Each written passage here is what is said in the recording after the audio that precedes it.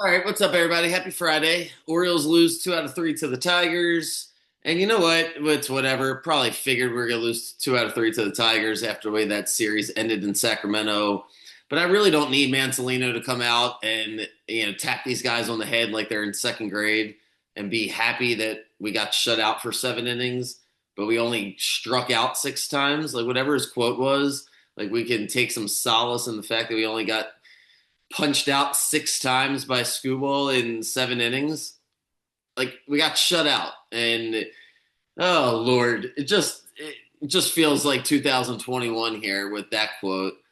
And then Cal Ripken Jr. comes out at wherever he was the other day and says that Mike Elias is our guy. And he brought winning baseball back to Baltimore, which just reminds me that, it's not that hard what he did.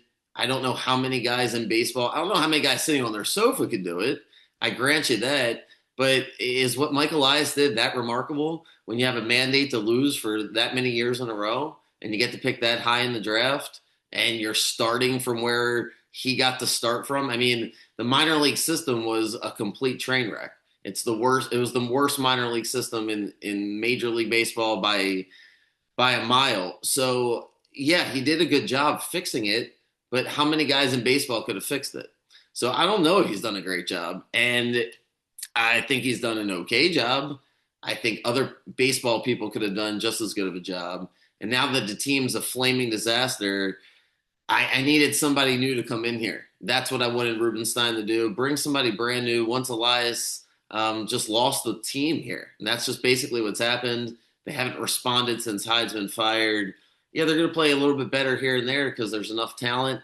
But we need to reevaluate the team. And now he's not only in charge of the trade deadline, which I think was 99.9%, obvious there that he wasn't going to be fired here before the trade deadline.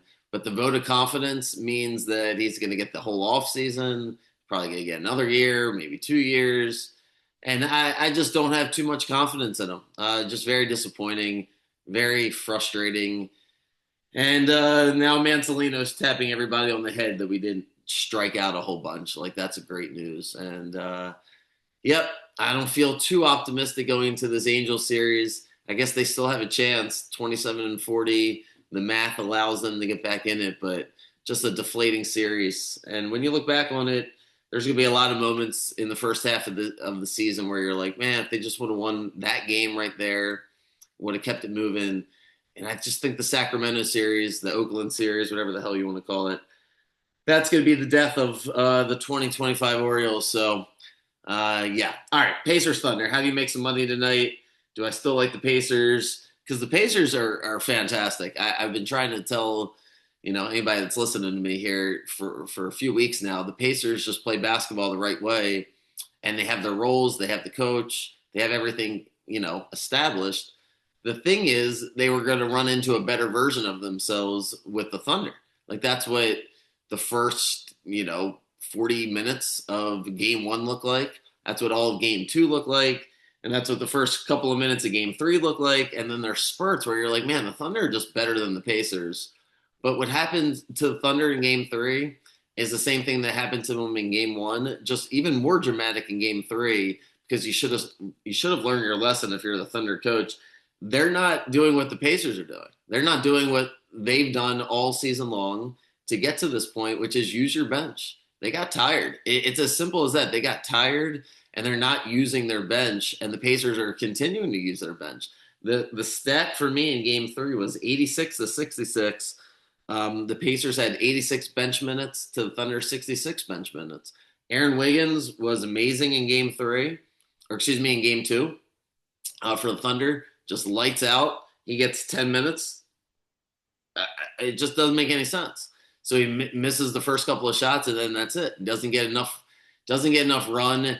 That puts him in a bad mood. It messes up the vibe. Isaiah Joe gets 4 minutes, 2 minutes for Kenrick Williams, and that's it. They let Caruso play 32 minutes, and again Hartenstein gets 18 minutes. I think the Thunder have forgot what works for them, and they overthought this series. There's still time for them to figure it out, but Carlisle's running circles around them very similar to what he did to Spoelstra, 15 years ago, because this just is not the right way for the Thunder to play. They've changed to Indiana's style by starting this Wallace kid to match the speed that Indiana possesses, and they don't want to play two bigs because they think it's a bad matchup for them with Siakam, but they have to play two bigs in order to be effective. That's how they're used to playing. It allows them to get second chance rebounds. They didn't get killed on the glass in game three. I keep saying that. I'm sorry. Yeah, in game three. They didn't get killed on the glass, but they're not getting the offensive rebounds that they're used to getting. And Hartenstein, there's no stat for it. He sets the best screens in the NBA. It just frees up Shea better than anybody else that's going to set screens. Chet gets worn down because he can't be the big guy on the court. What did he play, 35 minutes? I just think the Thunder are shooting themselves in the foot. They're getting nervous. The pressure's getting to them.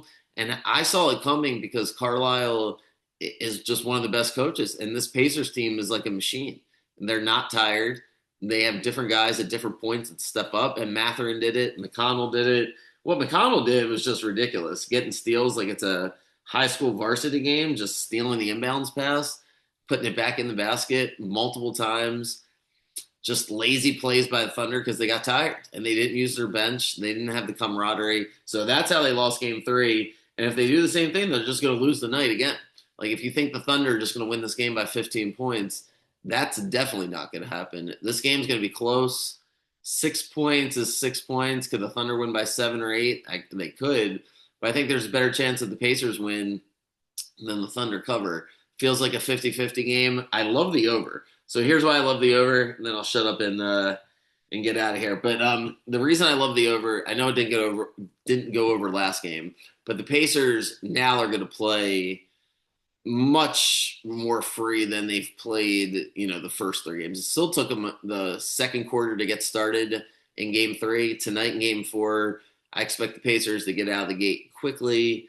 And now both teams are going to be a little bit tired. So there's only one game in between, obviously there's only one day of rest. And usually when you're tired, it doesn't affect the offense. It affects the defense. Closeouts are just a second or two late. Maybe there's a couple more offensive rebounds, a couple more fouls because you're not in the right position. There's a lot of fouls in the other game in the first half, not as many in the second half. I just have a great feeling this game's going over. We haven't had the really, really high scoring game. This one feels like it's going to be an amazing game because the Pacers are going to win the NBA Finals if they win tonight. Thunder are not coming back from 3-1 against this Pacers team. I just don't see it. Pacers team is too good. They haven't even been down in a series this entire playoff run. This is the game the Thunder have to win. They have to win this game tonight, which makes it super exciting because that means you're going to get the very, very best from Shea and Chet and J-Dub. You're going to get you would think the best coaching game plan the Thunder can possibly come up with. I wonder if they lean more on Hartenstein. I can't be I don't hear a lot of other people referencing it. But to me, that's the key. Hartenstein's got to play more. You got to wear out the Pacers big guys instead of the opposite way around because once Obi Toppin comes in, then it's like the Pacers got three big guys they rotate with Turner, Siakam, and Toppin, and the Thunder kind of are going with Chet and reduced minutes from Hartenstein. And the crazy part about it is they paid for Hartenstein. Like last year, they lost to the Mavericks in part because they weren't big enough. They get Hartenstein. That's their offseason signing. And now they're not utilizing him. And it's going to cost them here down the stretch. This game tonight's going to be great. If Shea is MVP, Thunder can pull this out.